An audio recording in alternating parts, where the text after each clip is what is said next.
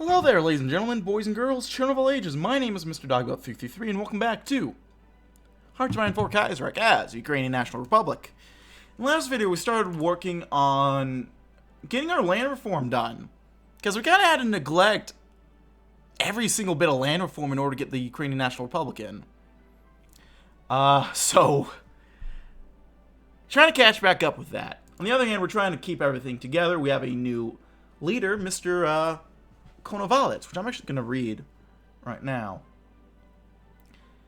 Yevhen Mikhailovich Konovalets was brought up in a religious family and became involved with the patriotic Ukrainian student movement from an early age. His activism was cut short by the Great War, to which he took part in the Austrian army. His unit suffered terrible losses, and Konovalets ended up a prisoner of war in Tsaristine. There, he and his comrades, such as Andrei Melnik, started intense propaganda work among the Ukrainian prisoners of war who were released after the February Revolution. Under the name of E. Blavastia, he set out to Ukraine. Konovalets and other former prisoners of war formed the Helsian Bukovin Regiment of the Sich Riflemen, a group which will be later known as Sichoviki. He gained a reputation as an immensely driven and devoted to Ukrainian nation to an almost fanatic degree. His regiment played a leading role in fighting against the Bolsheviks. In March 1918, his campaign was crowned by taking Kiev from the Bolsheviks. The Sichovsky were disarmed by Hetman Skoropadsky's regime as part of the broader demobilization of the Republican Army. While those loyal to Petliura fled to Galicia, Konovalets was one of those who pledged loyalty to Skoropadsky's regime. He was soon allowed to reform his regiment, the Brotherhood of the Sichovsky, which included officers Andrei Melnik, Roman Dashkievsky, and Roman Sushko, would last, and they would form a tight-knit group of nationalists within the Ukrainian armed forces. Important note, Konovalets served in the Ukrainian People's Army and may harbor Republican sympathies. Kaiserreich neoliberalism Japan. Oh, Jesus. That sounds intense.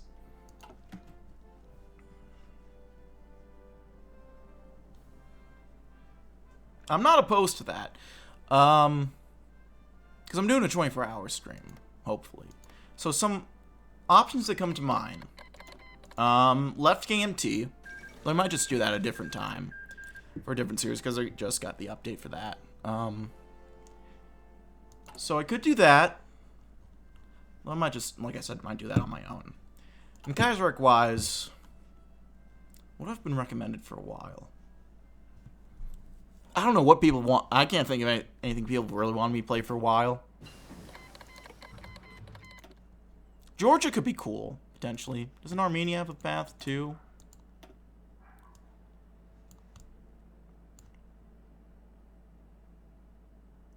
I mean, Georgia could be interesting. Armenia could be interesting. And then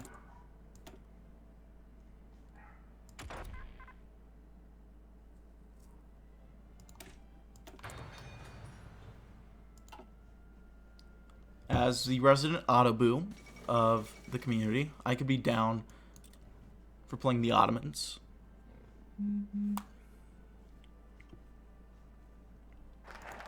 Gelman June, what is that? I have no idea what that is. That's interesting.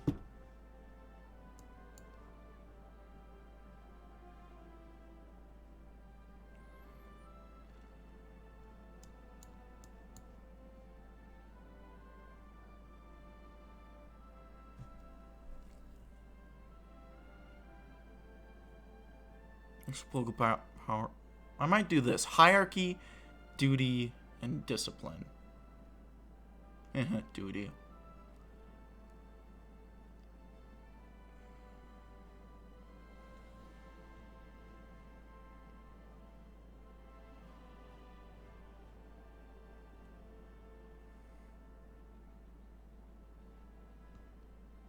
Yeah, let's do that one. Tina Bormann, Germany.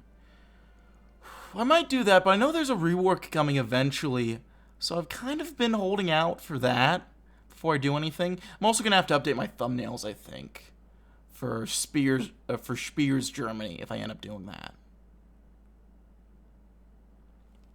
But yeah, the delusional slogan of liberty, equality, fraternity, we answer with the motto of our own: hierarchy, duty, discipline. 3 pillars upon which is built our vanguard of a national revolution. Those are values that will deliver us to a final victory. Bruce's broken fucking mess. Would be nice to see the campaign announcers spaghetti hot code. True. True. I honestly wouldn't be opposed to that, honestly, the more that I think about it. So the Dominion of India is doing well for once. I don't think I've ever seen the Dominion actually win against anyone. Here I go eating watermelon again. Yeah, TNO. For TNO series. Well, Ukraine is getting content soon, so I want to check that out. Same with new UK content. I want to check both of those out. The UK will actually have good content, which will be nice to see. Well, I assume good content. It's hard to get worse than the current UK content, though. And then I want to check those two out. Maybe another Russian campaign for gigs and shiggles. And I want to eventually do Gary Hart's America. But I still got to figure out how exactly to do that. So you have the same thumbnails, but instead of $sign to avoid demonetization, just have an egg. That would be funny. But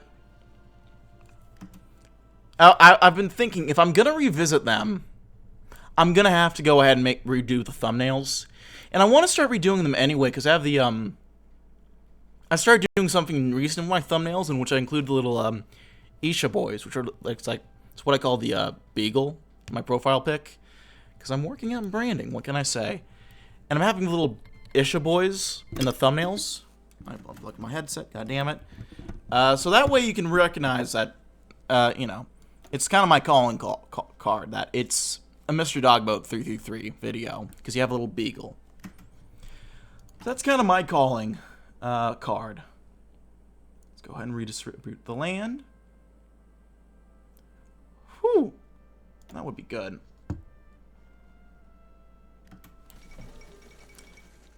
And so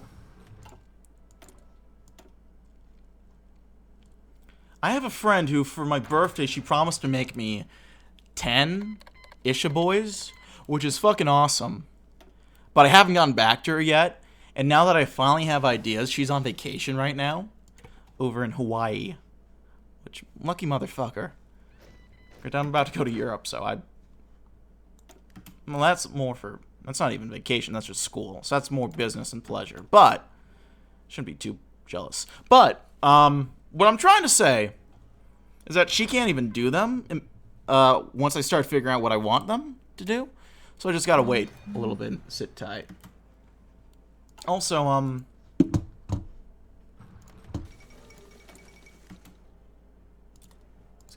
it's a little surprisingly mellow.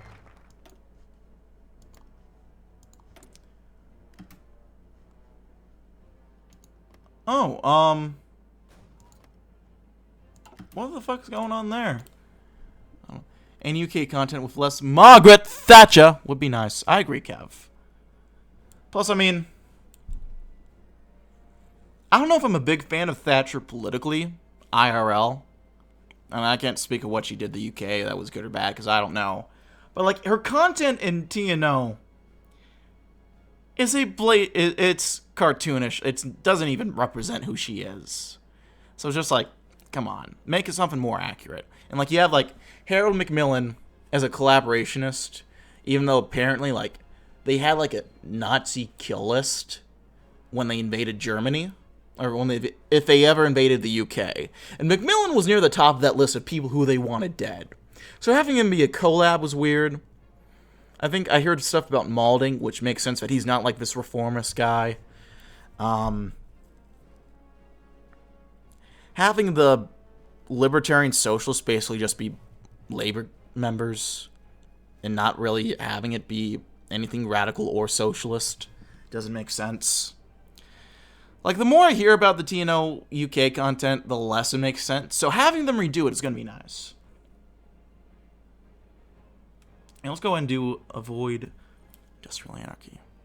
Very few you people are big fans of her, Lamau.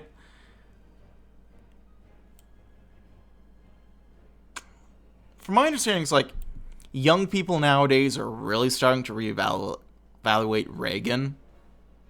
That's kind of the way that I understand Thatcher and people reevaluating her. Although I think Reagan, to his credit perhaps, he had better reputation.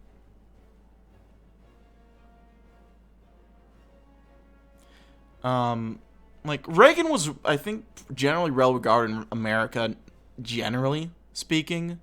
Thatcher, I know, had some issues, like, throughout, even when she was in power. I might be talking out of my ass here, I'm not too sure there. But, let's do the Kharkiv Design Bureau, because we do want to get working on medium tanks eventually. The primary armor development centers in Ukraine is a Kharkiv Design Bureau, staffed by most gifted engineers. Thus far, they have acted in close cooperation with German and Polish advisors to refine ideal armor vehicles for Ukrainian conditions.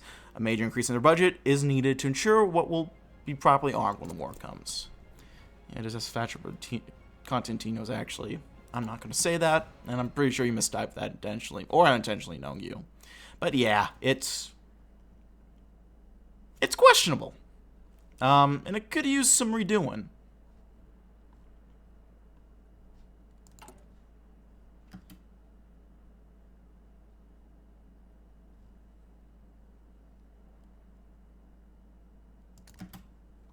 Let's get working on that. Really popular for Tory South Englanders.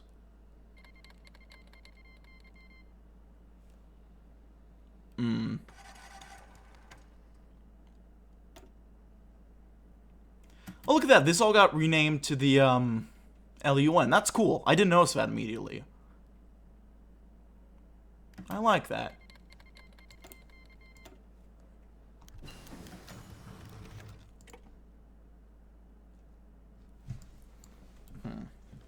An amateur Slavic folklorist, Yuri Mirolubov, has petitioned the Ukrainian Academy of Sciences to fund his restoration of Book of Veles out of birchen tablets found by Ali Isenbeck. These tablets are claimed to detail the teachings of the Slavic native religion. The obsessive Mirolubov has been restoring and translating the secret tablets, and his published translations have sparked great controversy among the academia. Many see Mirolubov as a total fraud, as he has refused to show the original book to anyone but his close associates. Mirolubov's unfinished translation has been partially published in the Lviv-based magazine Dazbo, which has become the vanguard of native Slavic movement in Galicia and Ukraine. The most prominent writer, Sanskritologist Volodymyr Shayan, expressed a spiritual awakening in the Ukrainian Carpathians, started to envision a Ukrainian Aryan resistance in both the arts and religion. The Isenbeck tablets have become a major part of this new theology, which outlines a new history of the Rus. Ukraine, the Pierce of Slavs, is a direct ancestor of the original Aryan peoples, and Christianity has only tried to shackle the Ukrainian people ever since. Shashan's passionate followers have formed the Knights of the Sun God to organize their new religious movement and have called for the creation of true Ukrainian spirituality and great national awakening. They have raised more money to allow Mirolubov to finish the translation of the Book of Veles. While it's obviously a fringe movement with little basis in sane thinking, it's technically in the right direction to further separate the Ukrainian identity from that of Russia. Granted, Mirolubov funding is a small matter, but could give us a minor propaganda tool. Even find war support rise. Oh god, Hyperborea time.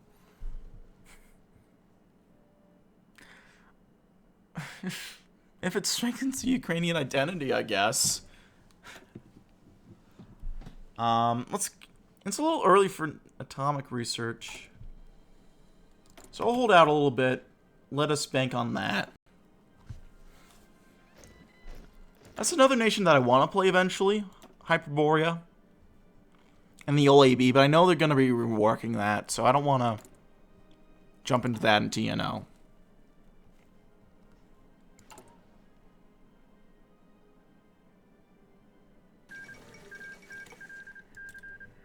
Gary's capitulated. Do I want to do this? I kind of do. I'll do that.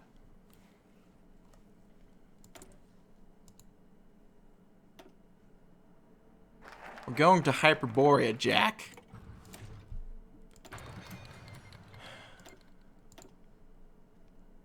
Let's do Call the Fatherland, get a free reduction mobilization. Conscription needs to be tightened. It's not a burden or duty, but a right for every Ukrainian to defend their dear homeland to the last. Joe Byron, wake up.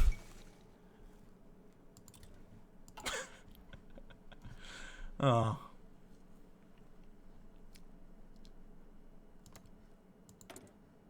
Oh! How the mighty fucking fall, Jesus. We got like a socialist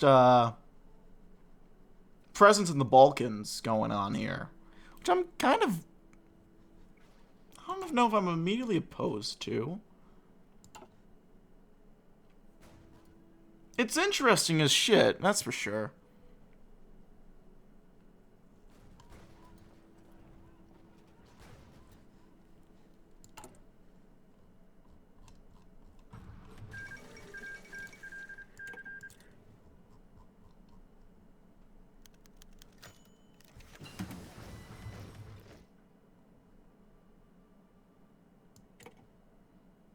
Excuse me now. Emergency cabinet meeting was called today after Yevgen Konovats was informed by his intelligence officers of dangerous new findings. Present in the room was only the inner circle, the most important ministers, the chief of army with a number of important generals, the director of that, and a representative of the German Abteilung. Everyone understood that such a meeting could only be the worst. Captain Anatoly Huyev, an intelligence officer who had been stationed in Tsaristyn, gave a briefing to the room. He'd been able to steal documents from the headquarters of the Russian Second Ukrainian Front and smuggle them out of the country.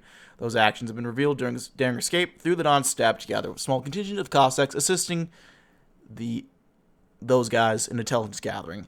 The Russians had already sent a demand to the Ukrainian government to extract Hurevek for military espionage, showing that they were well aware of his actions. However, it's the documents themselves which have raised alarm. They contain detailed plans of a so-called Operation Ekaterina, the Russian invasion of Ukraine set to happen this summer. The plans show considerable concentration of our forces and details of our defensive structures and remarkable accuracy, proving that the Russians have had intelligence sources in our armed forces for quite some time. However, these plans also give us detailed information of Russian advancements, plans, air bases, and artillery positions. With a quick reshuffling of our forces, we can hopefully rob the Russian advantage, and by relaying the plans to Berlin, perhaps persuade Germany to send us reinforcements before it is too late. There is no time to waste. Oh dear. That's not good.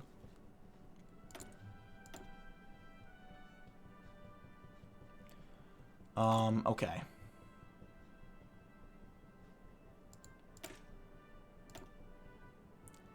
Let's get logistics.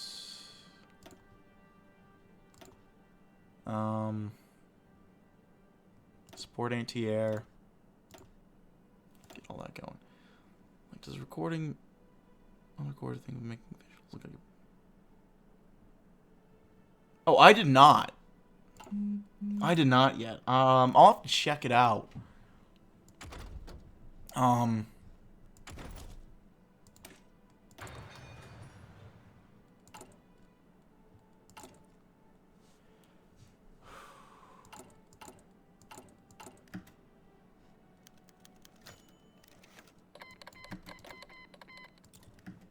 Go.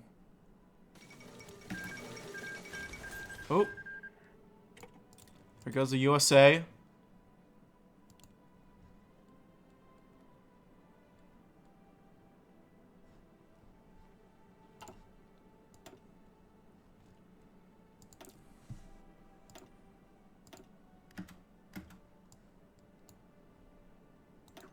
Let's get these guys stationed over in Sevastopol.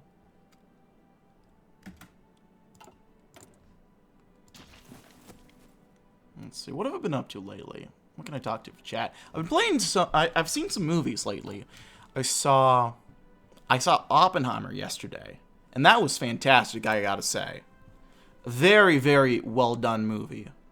All around. Like, it was like 3 hours. And it went on for a while, but it did not drag. It did really well. The feds never do well. I would Oh, Jesus. Fuck.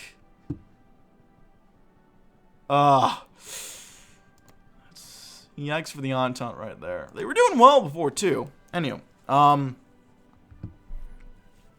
would recommend that one. And the day before, I saw Mission Impossible 7, Part 1, I guess. That was also pretty cool. I like that one a fair bit.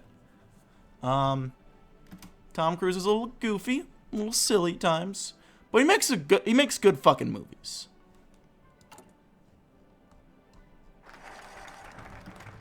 Call it Fatherland.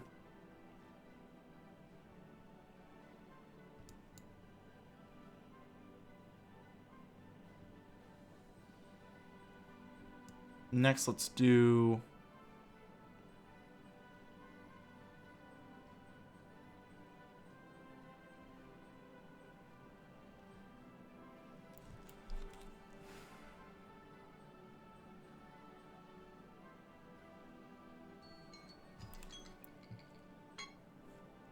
So the whole Oppenheimer versus Barbie shit, I'm out.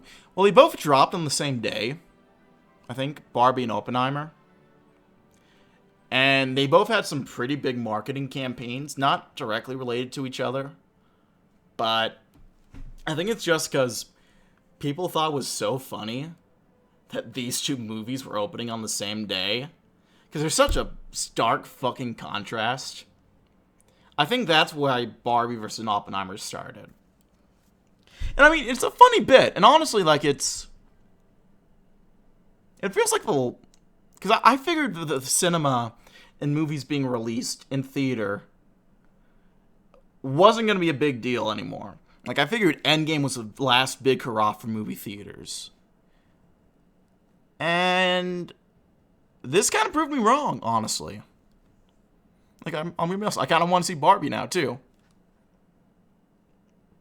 I don't know how organic this really was, but how they did it was pretty funny, and it worked well, so let's do avoid industrial anarchy. Anarchy of production monopolies of the predatory cliques should be dealt with by any means necessary. We'll ensure that the nationocratic order, each and every, will have a proper place corresponding to their productive contributions and immediate needs. But yeah. But yeah, I started off third party with Mission Impossible 7. And that was good. It's a 2-part, so I'm going to have to rewatch the second part. I think we'll just experience it. Going to cinema is like half the fun, let alone the film itself. I can see it. I can see movie theaters sticking around for a while, potentially. But, like, the height of cinema or theater isn't... Like, I don't know how long that's going to be around. But, like, for actual, like, theater itself, I think it might still be around for... I hope it's around for a bit more, because I do like going to the movies. I haven't done it in a while, but it's not something I actively do. But whenever I go, I do enjoy it. Assuming the movie's good, of course.